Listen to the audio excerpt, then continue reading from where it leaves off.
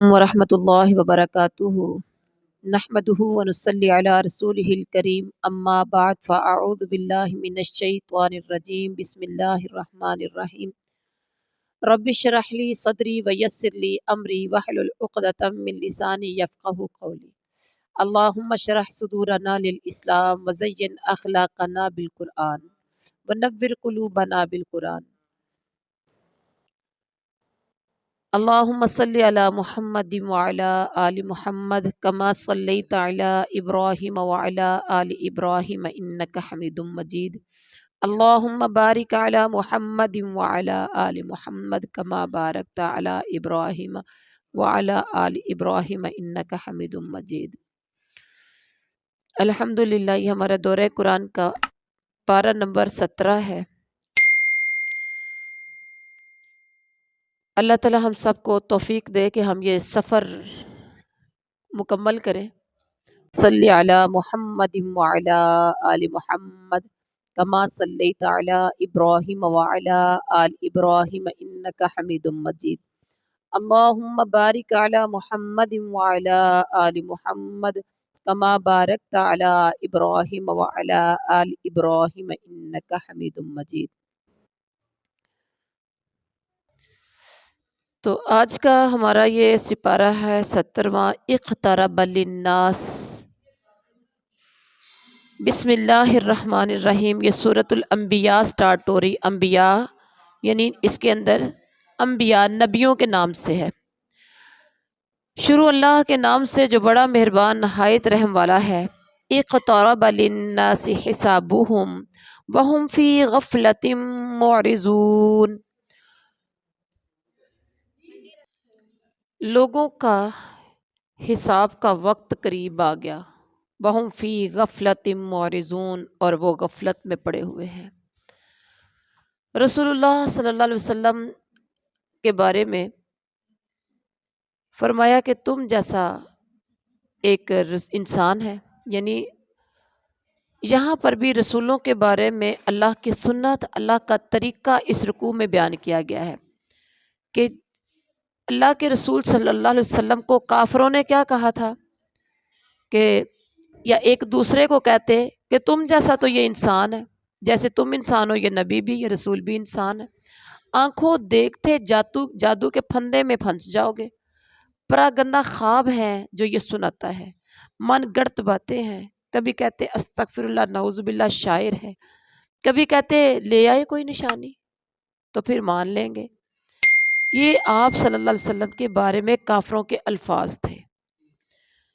تو عدم قبولیت کے کچھ اسباب تھے، اس کی وجہ تھا غفلت، اس کی وجہ یعنی حق کو قبول نہ کرنے کی وجہ تھی غفلت، لاپرواہی، اعراض، منہ موڑنا، کھیل میں ہر وقت پڑے رہتے، نصیحت کو بے تکلف سنتے ہیں، دل دوسری فکروں میں لگا رہتا ہے۔ تو یہ ساری وجوہات تھی جو انہوں نے حق کو قبول نہیں کیا۔ آج کے لوگ بھی جو حق کو قبول نہیں کرتے نا، اس کی بھی یہی وجوہات ہیں۔ غفلت میں، دنیا داری میں پھنسے ہوئے، شوٹنگ بوٹنگ کا بڑا پتہ ہے، فیشن کا بڑا پتہ ہے، پیسہ کمانے کا بڑا پتہ ہے، کھیل تماشے کا بڑا پتہ ہے، لیکن دین کی طرف نہیں آتے۔ رسولوں کے بارے میں اللہ تعالیٰ کی کچھ سنتیں ہیں، کچھ طریقہ ہے۔ انسان، اللہ تعالیٰ کہتے ہیں کہ وہ سارے انسان ہی تھے، رسول سارے انسان تھے، ان پر وحی آتی تھی، بس فرق یہ تھا۔ کھاتے تھے، پیتے تھے، سدا جینے والے نہیں تھے جیسے دوسرے لوگ جینے والے نہیں ہیں۔ ان کے ساتھ اللہ تعالیٰ نے اپنے وعدے پورے کیے ہیں۔ اللہ تعالیٰ نے رسولوں کو نجات دی، رسولوں کو جھٹلانے والے اور حد سے بڑھنے والوں کو اللہ نے ہلاک کر دیا۔ آپ شروع سے لے کر اب تک پڑھیں قرآن تو جگہ جگہ پر یہ آئے گا کہ جنہوں نے رسولوں کو جھٹلایا اللہ نے انہیں تباہ کر دیا، کہیں کہا غرق کر دیا، کہیں کہا برباد کر دیا۔ تمہیں علم نہیں تو اللہ کہتے ہیں مسلمانوں تمہیں علم نہیں تو اہل کتاب سے جا کے پوچھ لو، ان کی کتابوں میں بھی لکھا ہے کہ جنہوں نے انبیاء کی باتوں کو نہیں مانا ان کے ساتھ سلوک کیا ہم نے کیا، یعنی انہیں ہم نے غرق کیا۔ اب پھر اس کے بعد اس کتاب کی طرف اشارہ ہے، لقد انزلنا الیکم کتابا فیہ ذکرکم، سبحان اللہ، یہ جو ہم نے ایک کتاب تمہاری طرف نازل کی ہے نا، فیہ ذکرکم، لوگو اس میں تمہارا ذکر ہے، اس میں تمہارا ذکر ہے، افلا تعقلون، کیا تم سمجھتے نہیں ہو؟ اب اس رکوع سے ہم نے سیکھا کہ ہم نے اپنے حساب کتاب کے لیے اپنے ذہن کو ہمیشہ جگا کے چکنا کر کے رکھنا ہے، ہر معاملے میں ہم نے اپنے آپ کو جگا کے رکھنا ہے کہ حساب کا دن آنا ہے، اور اس دن سے پہلے پہلے ہم نے اپنے آپ کو جگانا ہے، تاکہ کیونکہ جس کے دل میں ہر لمحے یہ بات ہوگی نا کہ مرنے کے بعد حساب دینا ہے، اچھا جب میں بول رہی ہوں اس کا بھی مجھے حساب دینا پڑے گا، جو میں کر رہی ہوں اس کا بھی مجھے حساب دینا پڑے گا، تو انسان چکنا ہو کے وقت گزارتا ہے۔ اس کے بعد رکوع نمبر 2 میں تذکرہ کیا، وَقَمْ قَصَمْنَا مِنْ قَرْيَةٍ كَانَتْ ظَالِمَةً وَأَنشَأْنَا بَعْدَهَا قَوْمًا آخَرِينَ۔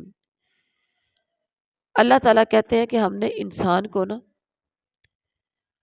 بے مقصد نہیں پیدا کیا، بے مقصد انسان جو ہوتا ہے نا وہ اپنے گھروں میں چین سے رہنے والے ہوتے ہیں، حساب کتاب کی بے مقصد، ایک ہوتا ہے انسان با مقصد، ایک ہوتا ہے بے مقصد، جو بے مقصد انسان ہوتا ہے حساب کتاب کی فکر نہیں ہوتی اس سے، اللہ تعالیٰ کے عذاب میں گرفتار ہونے والا بے مقصد انسان ہوتا ہے۔ پھر اس وقت پھر بے مقصدیت کا انجام بتایا کہ جس بندے کی زندگی بے مقصد ہوتی ہے اس کا انجام کیا ہوگا۔ اللہ تعالیٰ نے ان ظالم بستیوں کو پیس کے رکھ دیا جو بے مقصد تھی، پھر جب وہ محسوس کر کے بھاگنے لگے، پچھتاوا اپنی خطاؤں کا اعتراف عذاب آنے کے بعد کیا، اپنی خطاؤں کا اعتراف کب کیا؟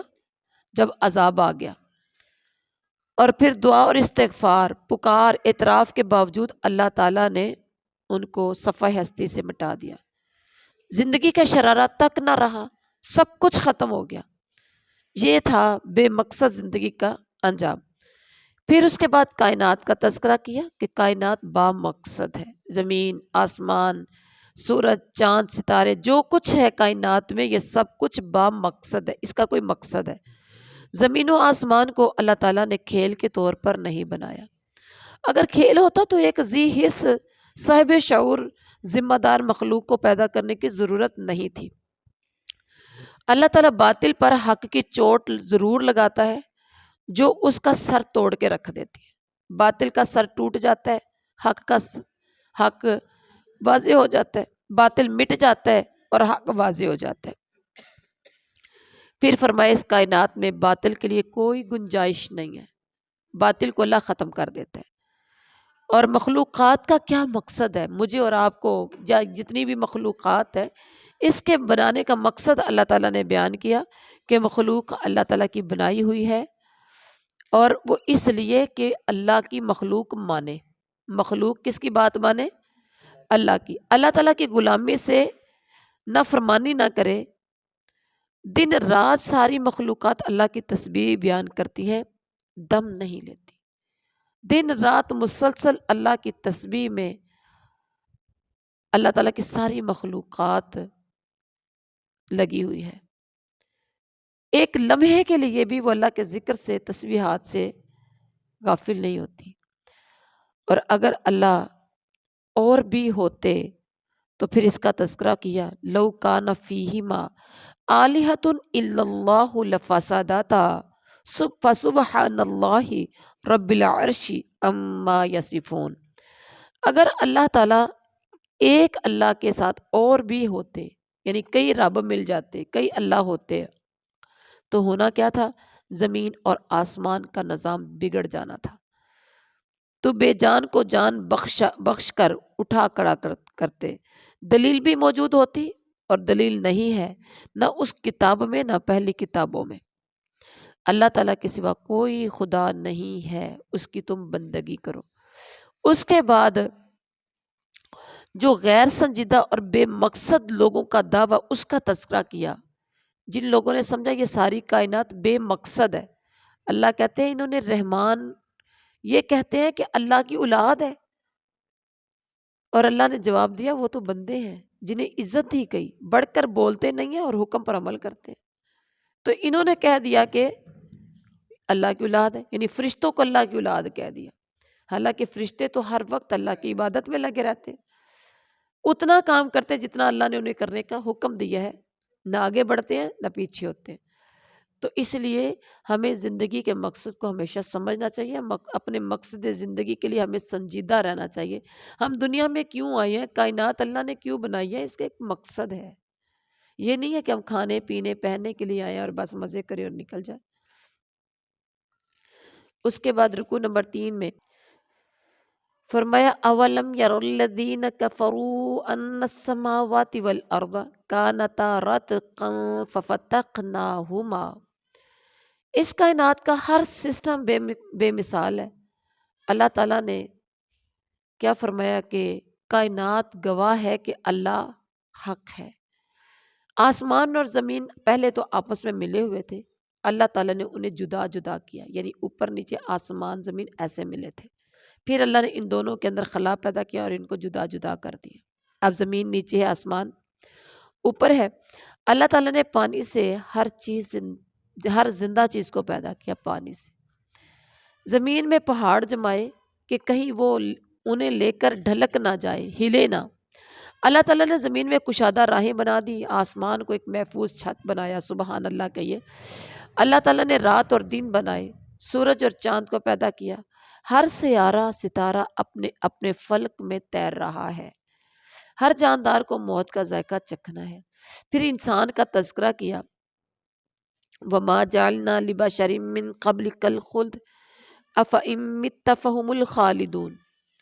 انسان بہت جلد باز مخلوق ہے، انسان بہت جلد باز مخلوق ہے۔ اچھے اور برے حالات میں امتحان اللہ تعالیٰ خود لیتے ہیں۔ انسان کو اللہ تعالیٰ ہی کی طرف پلٹ کر جانا ہے، ہر ایک کو موت کا ذائقہ چکھنا ہے۔ انسان اللہ کے ذکر سے غافل ہے، انسان سچائی کا مذاق بنا لیتا ہے۔ اس کے بعد مذاق اڑانے والوں کا تذکرہ کیا کہ مذاق اڑانے والے کہتے ہیں کیا یہ وہ شخص ہے جو تمہارے خداؤں کا ذکر کرتا ہے، اور کبھی کہتے ہیں عذاب کی دھمکی کب پوری ہوگی، اور اللہ کہتے ہیں ان کو جواب دو جب وہ گھڑی آئے گی تو یہ اپنے منہ اور پشتے آگ سے بچا نہ سک پائیں گے، ان کو کہیں سے مدد نہیں پہنچے گی، یہ بلا انہیں اچانک دبوچ لے گی اور دور نہیں یہ اپنے آپ سے کر سکیں گے، اور وہ انہیں مہلت بھی نہ ملے گی۔ اس کے بعد پہلے رسولوں کا بھی مذاق اڑایا گیا، لیکن مذاق اڑانے والے گھیرے میں آ کر رہیں گے، یعنی اللہ تعالیٰ کے عذاب سے یہ بچ نہیں سکتے۔ اس کے بعد رکوع نمبر 4 میں فرمایا قُلْ مَن يَكْلَؤُكُم بِاللَّيْلِ وَالنَّهَارِ مِنَ الرَّحْمَٰنِ۔ کون ہے جو تمہیں رحمان سے بچا سکتا ہو؟ کوئی ہے جو اللہ کی پکڑ سے، اللہ کے عذاب سے تمہیں بچا سکتا ہو، اللہ کی گرفت سے بچا سکتا ہو؟ بالکل نہیں۔ یہ رب کی نصیحت سے منہ موڑے ہوئے ہیں۔ کیا یہ ایسا خدا رکھتے ہیں جو رحمان کے مقابلے میں ان کی مدد کرے؟ وہ نہ خود اپنی مدد کر سکتے ہیں، نہ تمہاری تائید ان کو حاصل ہے۔ وہ کون ہے جو رحمان سے رات یا دن میں تمہیں بچا سکتا ہو؟ کوئی بھی نہیں ہے جو دن میں یا رات میں اللہ سے کوئی بچا سکتا ہو۔ پھر فرمایا بہرے تو پکار کو سنتے نہیں ہیں۔ یہ اللہ تعالیٰ نے تذکرہ کیا کہ بہرے پکار نہیں سنتے۔ اللہ تعالیٰ کے انعام کو لازوال سمجھا اور خیال ہی نہیں آیا کہ کوئی خدا ہے۔ وہی سے تنبیہ کی جا رہی ہے مگر بہرے نہیں سنتے۔ وہی ہر شخص سنے گا، کانوں کا بہرا نہیں سنے گا۔ کانوں کا بہرا مطلب یہ نہیں ہے کہ ان کو کچھ سنائی نہیں دیتا تھا یا ان کے کان خراب تھے، نہیں، دین حق کے لیے جو بہرے تھے نا ان کو وہ دین حق سنائی نہیں دیتا تھا۔ اللہ تعالیٰ زمین کو گٹاتے چلے آ رہے ہیں۔ اچھا آپ نے دیکھا ہے کبھی جن لوگوں کو سونگز بہت برے لگتے ہیں، سونگ سے نفرت ہے، گانوں سے نفرت ہے، ان کے سامنے کہیں لگے بھی ہوں گے نا ان کو سمجھ نہیں آتی کیا لگا ہے، ایسا ہوتا ہے۔ الحمدللہ گنہگار بندی بھی انہی میں سے یہ ہے جس کو بالکل سمجھ نہیں آتی، ٹھیک ہے۔ تو بہروں کو نا دین کے سے بہرے جو ہیں ان کو دین کی سمجھ نہیں آتی، ان کو پکار کی سمجھ نہیں آتی، وہی کی ہر بندے کو سمجھ آتی ہے، لیکن جو وہی سے بہرے ہیں ان کو نہیں سمجھ آتی۔ اللہ تعالیٰ زمین کو گٹاتے چلے آ رہے ہیں، پھر کیا یہ غالب آئیں گے؟ اگر رب کا عذاب آ جائے تو چیخ اٹھیں گے کہ خطا کر تو ہم ہی تھے، لیکن عذاب دیکھ کے چیخ اٹھنا اور گناہ کا اعتراف کر لینا اس کا کوئی فائدہ نہیں ہوتا۔ مزہ تو تب ہے جب عذاب کے آنے سے پہلے پہلے ایمان لے کر آئیں۔ پھر اس کے بعد قیامت کا تذکرہ کیا کہ ٹھیک ٹھیک تولنے والے ترازو ہم رکھ دیں گے قیامت والے دن، کسی پر ذرا برابر ظلم نہیں ہوگا، سارا کیا دھرا انسان کا سامنے آ جائے گا، حساب لگانے کے لیے اللہ کہتے ہیں ہم کافی ہیں، کسی کو ضرورت نہیں حساب کرنے کی، حساب کے لیے ہم ہی کافی ہیں۔ پھر اس کے بعد بابرکت ذکر کیا موسیٰ ہارون علیہ السلام کو کہ ان کو فرقان، روشنی اور ذکر عطا کیا۔ وَلَقَدْ آتَيْنَا مُوسَىٰ وَهَارُونَ الْفُرْقَانَ وَضِيَاءً وَذِكْرًا لِلْمُتَّقِينَ۔ اللہ نے تذکرہ کیا کہ ہم نے ان کو کیا دیا؟ روشنی اور ذکر عطا کیا، فرقان عطا کیا۔ ہم نے اب یہ تم پر نازل کیا ہے، کیا تم اسے قبول کرنے سے انکاری ہو؟ اس ذکر سے وہی فائدہ اٹھا سکتے ہیں جن کو قیامت کی گھڑی کا کھٹکا لگا رہا ہوگا۔ قرآن سے آپ فائدہ وہی اٹھا سکتے ہیں جن کو قیامت کی گھڑی کا جن کو کھٹکا ہوگا۔ جو بے دیکھے رب سے ڈرتے ہیں، جو پرہیزگار ہوں ان کے لیے تو بلائی ہی بلائی ہے۔ سبحان اللہ، آمین، اللہم اجعلنا منہم۔ اور اس کے بعد رکوع نمبر 5 کا تذکرہ کیا۔ وَلَقَدْ آتَيْنَا إِبْرَاهِيمَ رُشْدَهُ مِن قَبْلُ وَكُنَّا بِهِ عَالِمِينَ۔ حضرت ابراہیم علیہ السلام نے، اللہ تعالیٰ نے انہیں ہوش مندی بخشی تھی۔ انہیں ہوش مندی کیا ہوتی ہے؟ سمجھ، عقل مندی۔ ہوش کے ناخن بچپن سے لینے والے تھے، کہتے نا کوئی کام کو غلط کرے بچہ کہتے ہوش کے ناخن لو، ہوش مندی کی طرف آؤ۔ تو یہ ہوش مندی اللہ تعالیٰ نے حضرت ابراہیم کو بچپن سے دی تھی۔ اللہ تعالیٰ نے خوب جانتے تھے۔ حضرت ابراہیم نے اپنے باپ اور قوم کو ایک دن دیکھا کہ وہ مورتیوں کی پوجا کر رہے ہیں، پتھروں کو پوج رہے ہیں، اور کہنے لگے یہ مورتیاں کیسی ہیں جن کے تم گرویدہ بنے پڑتے ہو، جن کے اوپر تم موتقف بنے ہوتے ہو، جن کی عبادت کرتے رہتے ہو، یہ مورتیاں کیا ہیں؟ انہوں نے جواب دیا باپ دادا کو ایسے ہی کرتے پایا ہے ہم نے۔ چپ کر جاؤ، چپ کر جاؤ، ہمارے باپ دادا ایسے ہی کرتے آئے۔ حضرت ابراہیم نے کہا تمہارے باپ دادا سری گمراہی میں تھے؟ انہوں نے جواب دیا کیا یہ مذاق ہے یا اصلی بات ہے؟ حضرت ابراہیم نے جواب دیا تمہارا رب وہ ہے جو زمین آسمان کا رب ہے، تو یہ میں تمہاری غیر موجودگی میں ان بتوں کی خبر ضرور لے لوں گا۔ تمہاری غیر موجودگی میں تمہارے بتوں کی خیر نہیں ہے، یہ دھمکی لگاتی تھی۔ حضرت ابراہیم نے ایک دن موقع پا کر ان کے ٹکڑے ٹکڑے کر دیے تاکہ وہ لوگ رجوع کریں۔ رجوع کیا کہہ رہے؟ پوچھیں گے کہ بھی ہمارے معبودوں کے ٹکڑے کس نے کیے؟ اور کلہاڑا جو تھا وہ رکھ دیا بڑے کے کندھے کے اوپر، جو سب سے بڑا تھا۔ قوم نے کہا ہمارے خداؤں کا یہ حال کس نے کر دیا؟ کسی نے کہا یہ ابراہیم ہے جو ان کا ذکر کیا کرتا تھا کہ میں ان کی خبر لوں گا۔ قوم نے کہا پکڑ کر لاؤ تاکہ سب کے لیے نشانہ عبرت بنے۔ ابراہیم علیہ السلام سے انہوں نے پوچھا کیا تم نے ہمارے خداؤں کے ساتھ یہ حرکت کی ہے؟ ہمارے خداؤں کے ساتھ تم نے یہ حرکت کی ہے؟ انہوں نے جواب دیا بلکہ سب کچھ ان کے سرداروں نے کیا ہے، سب کچھ ان کے سرداروں نے کیا، یعنی جو بڑے ان کے بت ہیں انہوں نے کیا ہے۔ یہ سن کر وہ اپنے ضمیر کی طرف، اپنے دل کی طرف لوٹے مگر پھر پلٹ گئے۔ مطلب غور کیا کہ بڑے ایسے نہیں کر سکتے کیونکہ نہ تو وہ ہل سکتے ہیں، نہ جل سکتے ہیں، نہ کام کر سکتے ہیں، نہ پکڑ سکتے ہیں، لیکن پھر اس کے باوجود وہ پلٹ گئے کیونکہ ان کے نصیب میں ہدایت نہیں تھی۔ تو انہوں نے کہا تو جانتا ہے، کیا کہا؟ تو جانتا ہے یہ بولتے نہیں۔ حضرت ابراہیم علیہ السلام کو موقع مل گیا بات کا۔ انہوں نے کہا اللہ تعالیٰ کو پھر چھوڑ کر ان کو کیوں پوچھتے ہو جو نہ نفع دے سکتے ہیں نہ نقصان؟ تم پر اور تمہاری معبودوں پر افسوس ہے جن کی تم پوجا کرتے ہو۔ انہوں نے کہا جلا ڈالو ابراہیم علیہ السلام کو، حمایت کرو اپنے خداؤں کی حمایت کرو، ابراہیم کو جلا دو، دیکھی جائے گی۔ اور اللہ تعالیٰ کیا کہتے ہیں، ہم نے جب انہوں نے کہا حرقوہ وانصروا آلہتکم ان کنتم فاعلین، اس کو جلا دو، اس کو قتل کر دو، تو اگر تم کرنے والے تو یہ کر کے دکھاؤ۔ اس کے بعد اللہ تعالیٰ کیا کہتے ہیں، قلنا یا نار کونی بردا وسلاما علی ابراہیم۔ جب انہوں نے فیصلہ کیا، انہوں نے پروگرام بنایا، تو ہم نے بھی آسمان پہ بیٹھ کے ایک اور پروگرام بنا لیا۔ وہ حضرت ابراہیم سے برائی کرنا چاہتے تھے، اللہ تعالیٰ نے حکم دیا کہ اے آگ، برائی کیا کرنا چاہتے تھے، مطلب حضرت ابراہیم کو آگ میں ڈالنا چاہتے تھے۔ اللہ تعالیٰ کہتے ہیں ہم نے آگ کو حکم دیا، اے آگ تو ٹھنڈی اور سلامتی والی بن جا ابراہیم علیہ السلام کے لیے، سبحان اللہ، ابراہیم علیہ السلام کے لیے ٹھنڈی اور سلامتی والی بن جا۔ حضرت ابراہیم اور اسماعیل کو اللہ تعالیٰ نے برکتوں والی زمین کی طرف بھیجا۔ اللہ تعالیٰ نے انہیں اسحاق علیہ السلام اور یعقوب علیہ السلام عطا کیے جو مرد صالح تھے، یعنی کہ ان کے نسل میں سے یہ پیدا کیے۔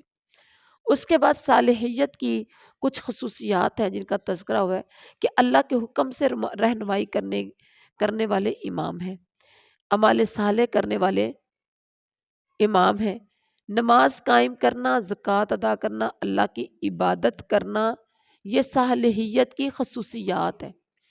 اس کے بعد حضرت لوط علیہ السلام کا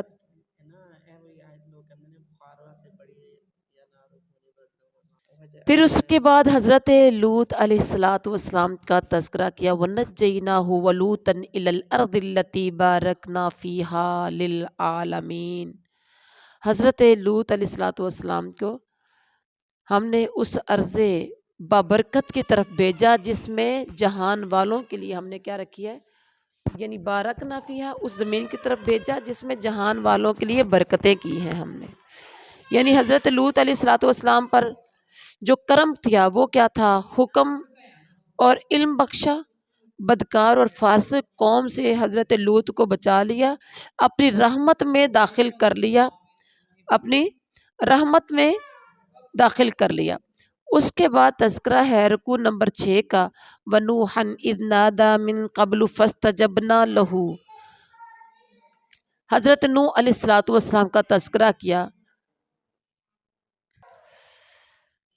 حضرت نوح نے اللہ تعالیٰ کو پکارا، دعا قبول کی گئی، گھر والوں کو کرب عظیم سے، بہت بڑی کرب کا مطلب ہوتا ہے تکلیف، پریشانی، دکھ سے ہم نے نجات دی۔ ان کی مدد ان کی قوم کے مقابلے میں کی، جنہوں نے آیات کو جھٹلایا ان کو ہم نے غرق کر دیا۔ اس کے بعد حضرت داؤد علیہ السلام اور حضرت سلیمان علیہ السلام کا تذکرہ اللہ تعالیٰ نے کیا، وَدَاوُودَ وَسُلَيْمَانَ إِذْ يَحْكُمَانِ فِي الْحَرْثِ إِذْ نَفَشَتْ فِيهِ غَنَمُ الْقَوْمِ وَكُنَّا لِحُكْمِهِمْ شَاهِدِينَ۔ حضرت داؤد علیہ السلام اور حضرت سلیمان مقدمات کا فیصلہ کیا کرتے تھے، یہ جج تھے، مقدمات کا فیصلہ یہ کیا کرتے تھے۔ بکریوں والے مقدمے کا فیصلہ، صحیح فیصلہ اللہ تعالیٰ نے حضرت سلیمان کو سمجھایا تھا۔ دونوں کو ہی اللہ تعالیٰ نے حکم اور علم، یعنی علم و حکمت عطا کیا تھا۔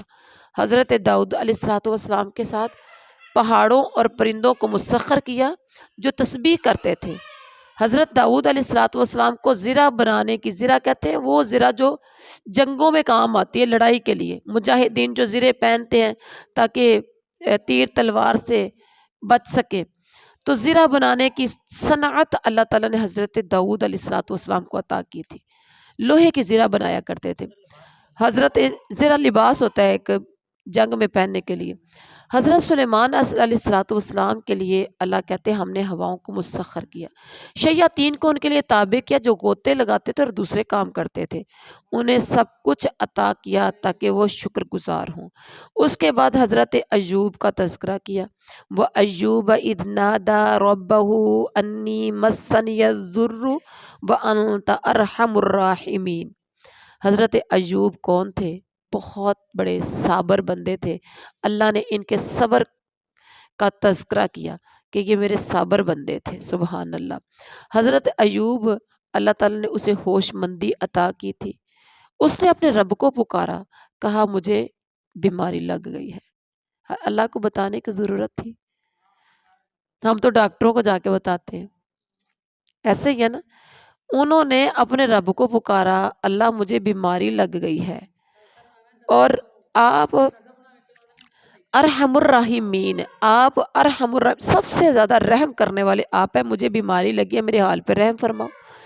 اللہ تعالیٰ نے ان کی دعا قبول کی، تکلیف دور کر دی، اہل و عیال بھی دیے اور اتنے ہی اور بھی. یہاں کچھ سمجھ آ رہی ہے؟ آپ اٹھ کے ادھر اس کو لے جائیں.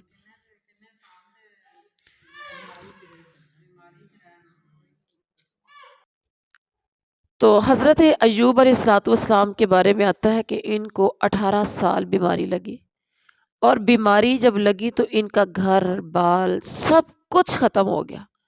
جو آپ کو پتہ ہے ایک مقدمہ اور ایک بیماری انسان کا گھر دھو کے رکھ دیتی ہے، گھر بک جاتے ہیں، ختم ہو جاتا ہے سب کچھ. تو یہ بیماری ایسی آئی کہ سب کچھ ختم ہو گیا. اب یہاں آپ کو کچھ سمجھ آ رہی ہے کہ اہل و عیال بھی دیے اور اتنے ہی اور بھی. پتہ چلا کہ اہل بھی مر گیا، عیال بھی ختم ہو گیا، مال بھی ختم ہو گیا، سب کچھ ختم ہو گیا تھا. اللہ نے پھر جب شفا دی تو پھر وہ اہل و عیال بھی دیے اور اتنے اور بھی دیے. اللہ اکبر. تو اتنے بیماری تھی کہ علاقے کے لوگ اتنی نفرت کرتے تھے. اور انہوں نے کہا، حضرت ایوب کی جو بیوی مائی رحمت تھی، بیویاں بھی سب چلی گئی تھی، اسے کہا کہ یہ نحوست ہے، اسے پکڑو اور اٹھا کے تو بستی سے باہر لے جاؤ. اور مفسرین کہتے ہیں کہ ٹوکری کے اندر جیسے ہم باسکٹ میں ہم کوڑا ڈال کے نا تو باہر لے کر جاتے ہیں پھینکنے کے لیے، ایسے ان کی بیوی مائی رحمت ان کو ایسے ٹوکری میں ڈال کے تو باہر لے کر گئے. ہڈیوں کا ڈھانچہ ہو گیا. 18 سال جس کے گھر میں بیماری آئی ہو تو اس کا حال کیا ہوا ہوگا. ہمیں ایک دن بیماری آ جائے تو ہمارے چہرے اتر جاتے ہیں، ہفتہ رہے نا تو ہم سے کھڑا نہیں ہوا جاتا، کہتے ہیں کمزوری بڑی ہو گئی. اللہ اکبر. اللہ تعالیٰ سب کو شفا عطا کرے. دعا کریں اللہ تعالیٰ جتنے بیمار ہیں سب کو شفا کاملہ عاجلہ عطا کر دے. تو دعا کی تو اللہ کہتے ہیں ہم نے اس کی دعا قبول کر لی. 18 سال کیا دعا نہیں کی ہوگی؟ 18 سال دعا کرتے رہے ہوں گے. لیکن وہ ایک آزمائش تھی، دعا کرتے رہے. اللہ سنتا روز تھا، قبول نہیں کرتا تھا. قبولیت کی ایک گھڑی تھی. جب بیٹھے بیٹھے ایک دن کہتے ہیں انی مسانی الضر وانت ارحم الراحمین، اللہ کی رحمت جوش میں آئی تو شفا یاب کر دیا. اللہ اکبر. اس کے بعد اللہ تعالیٰ کہتے ہیں اس میں سبق ہے. اللہ کیا کہتا ہے؟ حضرت ایوب کے واقعے میں سبق ہے عبادت گزاروں کے لیے. سبحان اللہ. اس کے بعد صبر کرنے والوں کا تذکرہ کیا. کون کون صبر کرنے والا تھا؟ وہ اسماعیل و ادریس و ذوالکفل کل من الصابرین. اسماعیل بڑے صابر تھے. باپ نے کہا کہ میں نے خواب دیکھا تو میں ذبح کر رہا ہوں. کہا ابا جی کر گزریے. آج کی اولاد ایسے کہے گی؟ کہتی ہے آج کی اولاد؟ کبھی بھی ایسی آج کی اولاد نہیں کہے گی. انہوں نے کہا ابا جی کر گزریے، ففعل ما تؤمر، کریے جس کا آپ کو حکم دیا گیا ہے. آپ مجھے صبر کرنے والوں میں سے پائیں گے. اللہ اکبر. ادریس بھی بڑے صبر کرنے والوں میں سے تھے. ذوالکفل بھی صبر کرنے والوں میں سے تھے. کتنی تعریف خوبصورت انداز میں اللہ نے کی. اور اللہ تعالیٰ کہتے ہیں ہم نے ان کو اپنی رحمت میں داخل کیا اس لیے کہ وہ نیکوں میں سے تھے. سبحان اللہ. اور اس کے بعد حضرت یونس علیہ الصلوۃ والسلام کا تذکرہ کیا کہ حضرت یونس علیہ الصلوۃ والسلام اللہ تعالیٰ نے انہیں اپنی رحمت میں داخل کیا اور وہ نیک لوگ تھے. وہ بگڑ کر ناراض ہو کر گئے تھے اور سمجھا تھا کہ ان پر گرفت نہ کریں گے. اپنی قوم کے لوگوں سے ناراض ہو کے چلے گئے تھے اور سمجھتا تھا کہ ان پر گرفت نہیں کریں گے. اس نے تاریکیوں سے پکارا تیرے سوا کوئی خدا نہیں، تیری ذات پاک ہے. اور وہ اپنے کشتی والا واقعہ سنا ہے، ناراض ہو کے تو جا کے کشتی میں بیٹھ گئے، کشتی ڈگمگانا شروع ہو گئی، سب نے کہا کہ دیکھو بھائی کوئی کشتی میں لگتا ہے کوئی گنہگار آ گیا، اپنے مالک کو ناراض کر کے گویا ہے، قرا ڈالا گیا، اور اس وقت تو وہ رواج تھا، قرا ڈالا گیا تو پہلی بار یونس کا نام، دوسری بار بھی حضرت یونس کا نام۔ انہوں نے سوچا کہ مجھے خود ہی چھلانگ لگا دینی چاہیے، بجائے اس کے کہ یہ مجھے پکڑ کے ڈالیں پانی میں، مجھے خود ہی چھلانگ لگا دینی چاہیے۔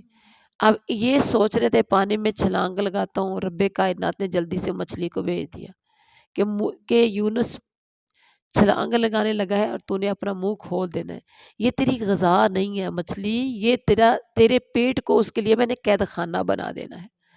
اللہ اکبر۔ تو پھر جب وہاں گئے، اب دیکھیں مچھلی کے پیٹ کے اندر، مچھلی کے پیٹ کا اندھیرا، پھر اس کے بعد پانی کی تہوں کا اندھیرا، اس کے بعد رات کا اندھیرا، اندھیرے کے اوپر اندھیرا، اندھیرے کے اوپر اندھیرا جمع ہوا، تاریکیوں میں پکارا انہوں نے، لا الہ الا انت سبحانک۔ ہم سے جب غلطی خطا ہو جائے نا تو ہمیں بھی یہ دعا پڑھنی ہے، لا الہ الا انت سبحانک انی کنت من الظالمین۔ اصل میں یا اللہ یہ جو سزا ملی ہے نا میرے کسی گناہ کی وجہ سے ہے، ظالم میں ہوں، تیرے علاوہ تو کوئی معبود نہیں ہے، تو پاک ہے، تو ایسی غلطی نہیں کر سکتا جو مجھ سے ہوگی، مجھے معاف کر۔ تو اب اللہ تعالیٰ نے کیا کیا، دعا کی تو اللہ تعالیٰ کہتے ہیں ہم نے انہیں معاف کر دیا اور ان کی دعا قبول کی گئی۔ غم سے اللہ کہتے ہیں ہم نے یونس کو نجات دی، 40 دن مچھلی کے پیٹ میں رہے، کتنے دن؟ 40 دن، اور 40ویں دن کے بعد حکم دیا مچھلی کو کہ اب یونس کو باہر پھینک دے، دریا سے باہر، اور مچھلی نے باہر اگل دیا۔ اللہ اکبر۔ اس کے بعد حضرت زکریا علیہ السلام کا تذکرہ کیا، زکریا انہوں نے پکارا، اے میرے پروردگار۔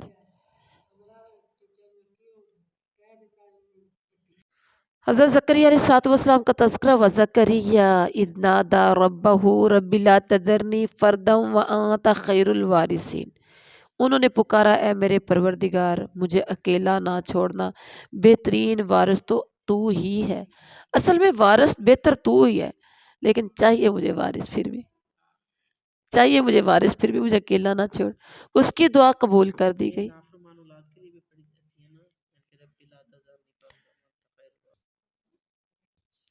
تو دعا کرتے حضرت زکریا اور اس کی دعا قبول کی گئی، سبحان اللہ۔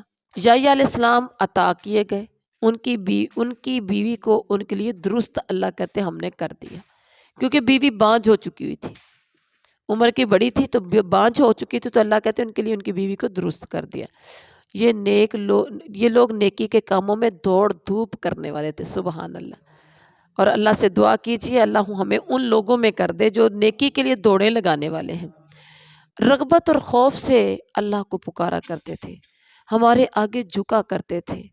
اللہ اکبر۔ اس کے بعد حضرت مریم کا تذکرہ کیا کہ مریم علیہ السلام کون تھی، والتی احسنت فرجہا فنفخنا فیہا من روحنا وجعلناہا وابنہا آیۃ للعالمین، سبحان اللہ۔ حضرت مریم جو تھی نا، انہوں نے اپنی عصمت کی حفاظت کی تھی، اپنی عزت کی حفاظت کی تھی، ان کے اندر اللہ تعالیٰ نے اپنی روح پھونکی، اسے اور اس کے بیٹے کو دنیا بھر کے لیے نشانی بنا دیا۔ پھر اس کے بعد مشترکہ ہدایت کا تذکرہ کیا، تمہاری امت ایک ہے، میں تمہارا رب ہوں، لہذا تم سب کو بندگی میری کرنی چاہیے۔ تو اس کے بعد رکوع نمبر 7 کا تذکرہ ہے، فَمَن يَعْمَلْ مِنَ الصَّالِحَاتِ وَهُوَ مُؤْمِنٌ فَلَا كُفْرَانَ لِسَعْيِهِ۔ اللہ اکبر۔ یہاں کیا ہے کہ جو بھی نیک اعمال کرے گا اس حال میں کہ وہ مومن ہو، شرط یہ ہے کہ وہ مومن ہو، تو فلا کفران لسعیہ، اس کی کوشش کی ناقدری نہیں کی جائے گی۔ اللہ اکبر۔ اور یہاں پر یاجوج اور ماجوج کی علامتوں کا بھی تذکرہ ہے کہ قیامت کی علامت میں سے ہے کہ یاجوج ماجوج کھول دیے جائیں گے، ہر بلندی سے نکل پڑیں گے، ہر بلندی سے یاجوج ماجوج نکل پڑیں گے، وعدہ برحق کے پورے ہونے کا وقت قریب آن لگے گا۔ اس کے بعد قیامت کے مناظر کا تذکرہ کیا کہ قیامت جب آئے گی تو آنکھیں پھٹی کی پھٹی رہ جائیں گی۔ کافر کہیں گے ہائے ہماری کم بختی، ہم خطا کار تھے، بے شک تم اور تمہارے معبود دونوں جہنم میں جاؤ، اس میں ہمیشہ رہو گے، وہاں مجھ کر پھنکارے ماریں گے، وہاں مجرم پھنکارے ماریں گے، کان پڑی آواز سنائی نہ دے گی، ایسے چیخ چلا کریں گے۔ جن کے لیے بھلائی کا فیصلہ ہوگا وہ دہشت سے دور رکھے جائیں گے۔ سبحان اللہ۔ سرسراہٹ بھی نہیں سنیں گے، آواز تک نہیں سنیں گے جہنمیوں کی، من بھاتی چیزوں کے درمیان رہیں گے، گھبراہٹ کے وقت پریشان نہیں کوئی کرے گا، ملائکہ ہاتھوں ہاتھ لیں گے۔ یہ دن ہے جس کا تم سے وعدہ کیا جاتا ہے، جس طرح تخلیق کی ابتدا کی تھی ایسے ہی ہم ادا کریں گے، ایسے ہی دوبارہ لٹائیں گے۔ آسمان لپیٹ دیں گے توڑ مار کی طرح، جیسے آپ ایک کیا کہتے ہیں، ایک کارپٹ کو لپیٹتے ہو نا، گول کر دیتے ہو، تو اللہ کہتے ہیں ایسے ہی ہم آسمان کو لپیٹ دیں گے۔ اس کے بعد اللہ کا فیصلہ کیا ہے، زمین کے وارث ہم نیک بندوں کو بناتے ہیں، ہر بندے کو زمین کا وارث نہیں بنایا جاتا، نیک بندوں کو بناتے ہیں۔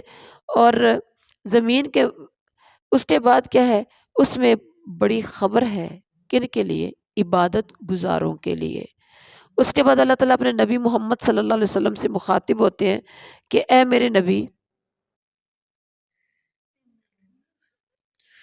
اے میرے نبی، تمہاری آمد سارے جہان والوں کے لیے رحمت ہے۔ کہہ دو میرے پاس وحی آئی کہ تمہارا خدا صرف ایک خدا ہے، تو کیا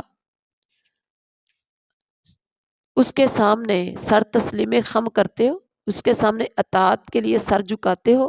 منہ پھیرے تو کہہ دو میں نے خبردار کر دیا، میں نہیں جانتا جس کا وعدہ کیا جا رہا ہے وہ دور ہے یا قریب، تاخیر فتنہ ہے، خاص وقت تک مہلت دی جائے یا خاص وقت تک مہلت دی جا رہی ہے۔ رسول نے کہا میرے رب حق کے ساتھ فیصلہ کر دیجئے، تم جو باتیں بناتے ہو اس کے مقابلے میں ہمارا رب مددگار کے لیے سہارا ہے۔ تو یہ تھا قیامت کے مناظر کا تذکرہ۔ قیامت کے دن کو ہمیں بھولنا نہیں ہے، یقین رکھیے قیامت آنے والی ہے اور ایک دن آ کر رہنی ہے۔ بار بار قیامت کے نقشے کو ذہن میں لے کر آنا چاہیے تاکہ انسان کی اعمال کی بہتری کی طرف، انسان اپنے اعمال کی بہتری کی طرف آئے۔ اور اس کے بعد سورۃ الحج مدنیہ، حج شروع ہو گئی، یہ مدنی صورت ہے۔ بسم اللہ الرحمن الرحیم، شروع اللہ کے نام سے جو بڑا مہربان نہایت رحم والا ہے۔ یا ایہا الناس اتقوا ربکم ان زلزلۃ الساعۃ شیء عظیم، قیامت کا زلزلہ بڑا ہولناک ہے۔ دودھ پلانے والی دودھ پیتے بچے سے غافل ہو جائے گی اس دن، ہر حاملہ کا حمل خود ہی گر جائے گا، لوگ نشے میں محسوس کریں گے حالانکہ وہ نشے میں نہیں ہوں گے۔ پھر مرنے کے بعد اٹھنے کے کچھ دلائل کا تذکرہ کیا۔ کافر کہتے ہیں یعنی انسان کی پیدائش مٹی سے، پھر نطفے سے، پھر علاقہ، پھر مضغہ یعنی مٹی، پھر پانی کا قطرہ، پھر خون کا لوتھڑا، اور پھر مضغہ یعنی اس کو گوشت اس کے اوپر چڑھایا، پھر رحم مادر، پھر بچپن، پھر جوانی، پھر بڑھاپا۔ زمین سے نباتات کا اگنے کا تذکرہ کیا کہ سوکھی زمین، بارش، زمین کا پھولنا، خوش منظر نباتات اگنا کیا ثابت کرتا ہے؟ یہ ساری چیزیں ثابت کرتا ہے کہ اللہ تعالیٰ حق ہے، وہ مردوں کو زندہ کرتا ہے، وہ ہر چیز پر قادر ہے۔ من الناس من یعبد اللہ علی حرف فإن اصابہ خیر اطمأن بہ، دو طرح کے لوگوں کا اس رکوع میں تو تذکرہ کیا ہے۔ ایک وہ جو ایک کنارے پر رہ کر اللہ کی عبادت کرتا ہے، اسے فائدہ ملے تو مطمئن ہو جاتا ہے، مصیبت آ جائے تو الٹا پھر جاتا ہے، اس کی دنیا بھی گئی اور آخرت بھی گئی، کیونکہ یہ ڈاواڈول ہی رہا ہے۔ اللہ تعالیٰ کو چھوڑ کر انہیں پکارتا ہے جو نہ نفع نقصان دے سکتے ہیں، یہ گمان رکھتا ہے کہ اللہ تعالیٰ دنیا اور آخرت میں اس کی مدد نہیں کرے گا۔ مومن، یہودی، صابی، عیسائی مجوسی جو بھی شرک کرے گا قیامت کے دن فیصلہ ہوگا۔ جنہوں نے کفر کیا ان کے لیے آگ کے لباس کاٹے جا چکے، ان کے سروں پر کھولتا ہوا پانی ڈالا جائے گا۔ جنہوں نے اللہ کے ساتھ کفر کیا ان کی کھالیں اور پیٹ کے اندر کے حصے گل جائیں گے، ان کی خبر لینے کے لیے لوہے کے گرز ہوں گے، جب وہ جہنم سے نکلنے کی کوشش کریں گے اسی میں واپس دھکیل دیے جائیں گے۔ اور جو لوگ ایمان لائے پھر اس کا تذکرہ کیا، جنہوں نے نیک اعمال کیے، انہیں اللہ تعالیٰ ایسی جنتوں میں داخل کرے گا جن کے نیچے نہریں چلتی ہیں۔ آمین۔ اللہ تعالیٰ آپ دیکھیے یہ دو طرح کے لوگوں کا تذکرہ ہے۔ اب اس کے بعد رکوع نمبر 9 کا تذکرہ ہے۔ ان اللہ يدخل الذین آمنوا وعملوا الصالحات جنات تجری من تحتها الانہار یحلون فیہا من اساور من ذہب ولؤلؤا۔ بڑی خوبصورت بات کہی ہے۔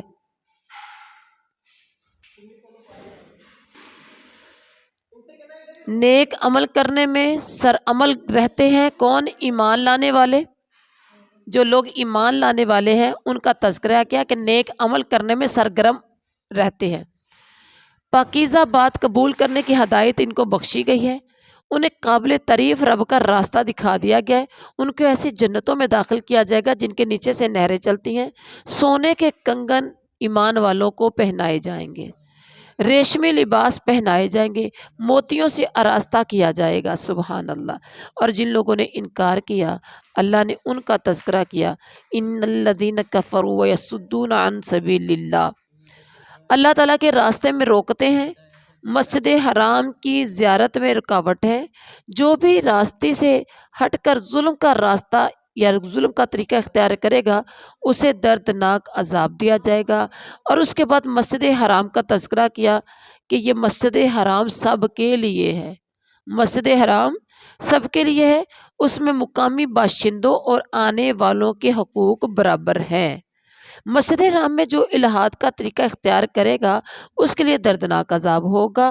اس سے پتہ چلتا ہے کہ مسجد حرام سب کے لیے ہے، لیکن جو الحاد کا طریقہ اختیار کرے گا اس کے لیے دردناک 11واں رکوع وَإِذْ بَوَّأْنَا لِإِبْرَاهِيمَ مَكَانَ الْبَيْتِ أَلَّا تُشْرِكْ بِي شَيْئًا وَطَهِّرْ بَيْتِيَ لِلطَّائِفِينَ وَالْقَائِمِينَ وَالرُّكَّعِ السُّجُودِ۔ اس رکوع کا موضوع تعمیر کعبہ کا مقاصد تعمیر کعبہ کیا تھے؟ نمبر 1، اللہ تعالیٰ نے خود جگہ کی نشاندہی کی، اللہ تعالیٰ کے سوا کسی کو شریک نہ ٹھہرایا جائے، یہ تھا کعبہ کی تعمیر کا مقصد۔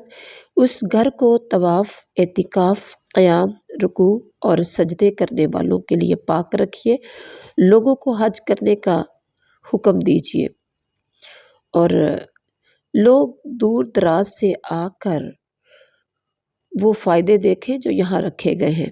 چند مقرر دنوں میں جانوروں پر اللہ تعالیٰ کا نام لیں، خود کھائیں، تنگ دستوں کو بھی کھلائیں، اپنا میل کچیل دور کریں، اپنی نظریں پوری کریں، قدیم گھر کا طواف کریں، بتوں کی گندگی سے کعبۃ اللہ کو پاک کریں، جھوٹی باتوں سے پرہیز کریں، یکسو ہو کر اللہ تعالیٰ کے بندے بنیں، اللہ تعالیٰ کے ساتھ کسی کو شریک نہ کریں۔ پھر شرک کی مثال دے کے فرمایا، شرک کرنے والا گویا آسمان سے گر گیا، پرندے اسے اچک لے جائیں، ہوا دور لے جا کر اسے پھینک دے اور اس کے چیتھڑے اڑ جائیں۔ اللہ اکبر۔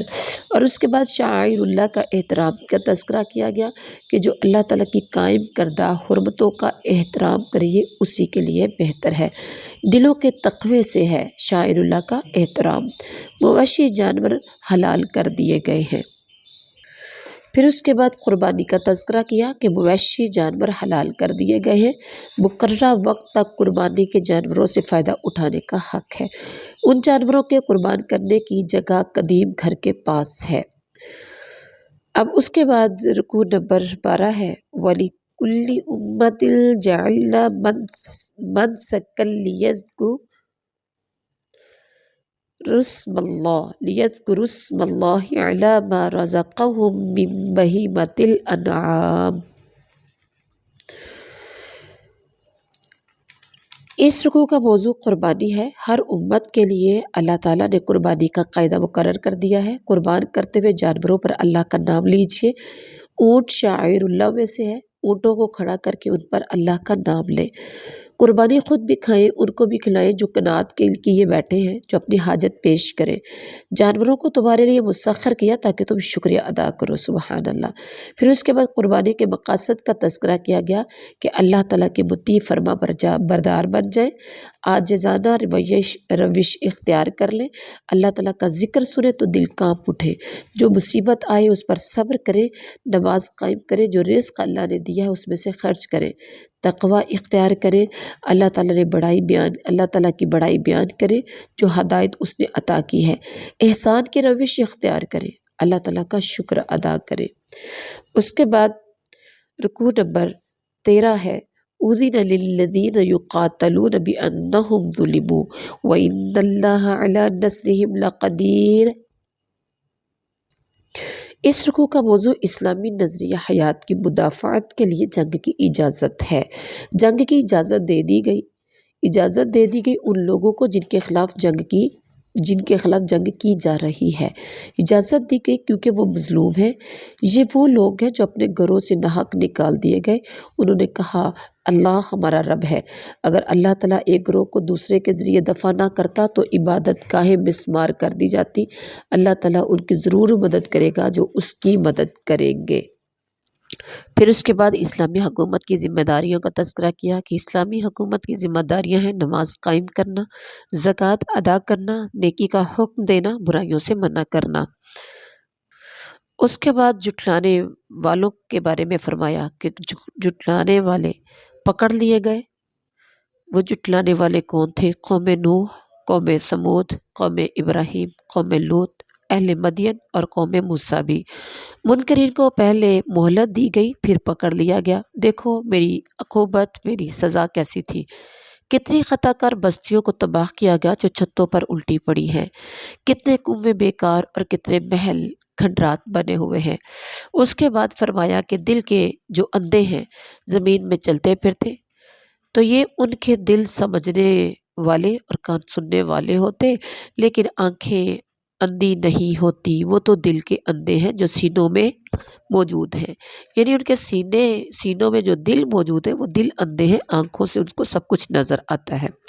اس کے بعد پھر تذکرہ فرمایا کہ لوگ عذاب کی جلدی کر رہے ہیں، اللہ تعالیٰ ہرگز اپنے وعدے کے خلاف نہیں کرتا۔ تیرے رب کے ہاں کا ایک دن تمہارے شمار کے 1000 برسوں کے برابر ہوگا۔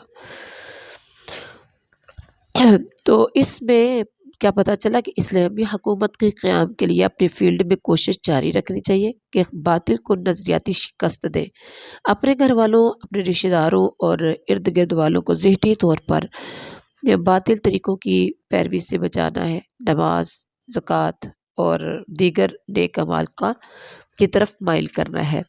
اس کے بعد رکوع نمبر 14 میں فرمایا قُلْ يَا أَيُّهَا النَّاسُ إِنَّمَا أَنَا لَكُمْ نَذِيرٌ مُبِينٌ۔